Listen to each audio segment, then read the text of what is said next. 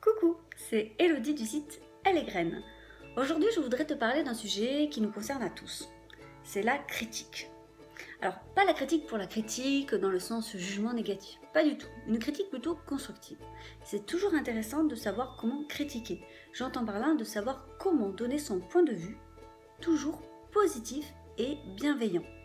En effet, souvent, lorsque moi je pose la question, et toi aussi tu pourras faire le test, tu verras, qu'est-ce que tu en penses à quelqu'un, lorsque tu lui demandes qu'est-ce que tu en penses, tu verras que dans la plupart des cas, les gens entendent comme idée, est-ce que tu vois les petits points négatifs? Je sais pas pourquoi, c'est assez culturel je pense. N'hésite pas à me laisser un commentaire en me disant d'où tu viens et si c'est pareil chez toi. Mais en tout cas, en France, généralement, les gens vont toujours essayer de trouver le petit truc qui ne va pas. Du coup, forcément, quand tu demandes un conseil sur quelque chose que tu as fait ou dit, alors là, tu as une ribambelle de choses forcément à modifier. Eh ben oui, jamais rien n'est parfait. Sauf que du coup, ça te renvoie forcément quelque chose de négatif. En effet, si on me dit « Ah non, mais c'était bien !»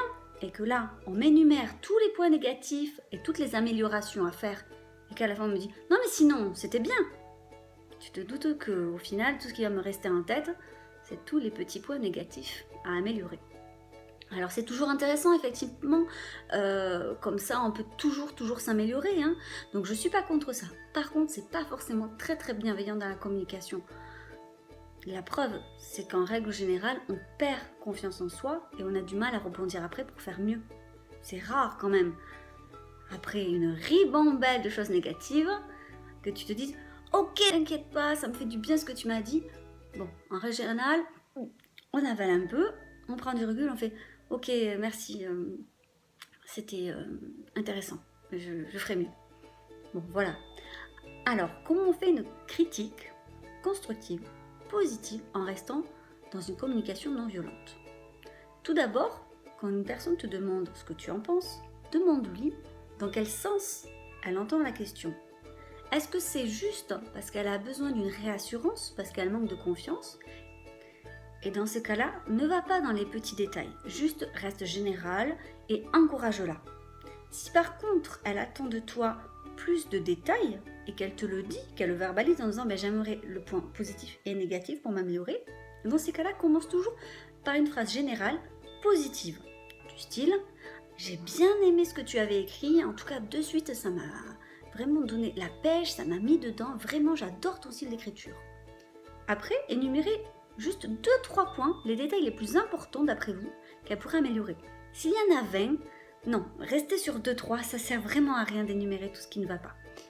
Par exemple, bon par contre, j'ai remarqué que parfois tu oublies quelques virgules, ça gêne pas du tout, mais voilà, je voulais te le dire. Donc vous voyez, vous tempérez avec quelque chose de c'est pas grave, juste pour améliorer, ça n'enlève pas le côté positif. Et à la fin des 2-3 points négatifs, vous reprenez le positif du début. Bon, en tout cas, j'ai vraiment aimé ton style et ça me ferait plaisir de te relire. Vous voyez l'exemple? Ça ne sert strictement à rien de rabaisser quelqu'un. Parce que oui, énumérer les 20 défauts qu'il y avait par exemple dans son écrit, ça le rabaisse, ça ne lui donne pas confiance en lui et ça ne sert finalement à rien. Ce n'est pas constructif pour la personne. Mettez-vous à sa place. C'est toujours la base finalement d'une communication non violente. Et de la bienveillance, c'est de se mettre à la place de l'autre.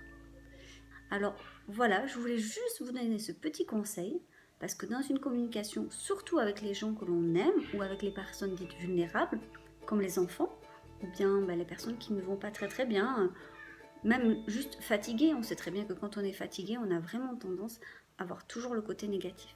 Et bien avec toutes ces personnes-là, il faut d'autant plus faire attention à ce que l'on dit. Moi par exemple, je ne reprends jamais mes enfants quand ils se trompent. Je ne vais pas le reprendre puisqu'il ne me l'a pas demandé. Ça aussi, je pense que c'est important. Si on ne vous demande rien, abstenez-vous. Surtout si ça doit être négatif. Je t'encourage d'ailleurs à lire sur mon site.